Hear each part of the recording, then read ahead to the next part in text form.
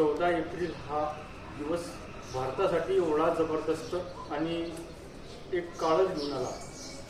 बाबासाहेब आंबेडकर ह्या भारतात नसते किंवा जन्माला आले नसते तर अजूनही आपण पारतंत्र्यातच असते.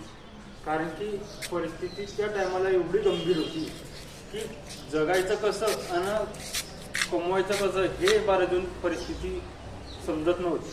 पण त्यांनी आपल्याला एक प्रकारे गुलामगिरीतून बाहेर काढलंय आणि आपल्याला स्वातंत्र्य देऊन सण आपल्याला न्याय हक्क हे आपल्याला मूलभूत हक्क असे दिले आणि घटना लिहून दिली. घटनेत बनवली आणि दुसऱ्या कोणत्या धर्मात जाणे अशक्य आहे असे आपले मत मांडले. पुढे दुसरे महायुद्ध सुरू झाले तेव्हा त्यांनी इंग्रजांचा पाठिंबा दिला.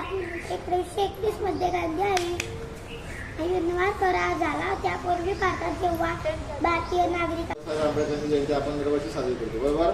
14 एप्रिल 1891 मध्ये त्यांचा जन्म झाला. कधी?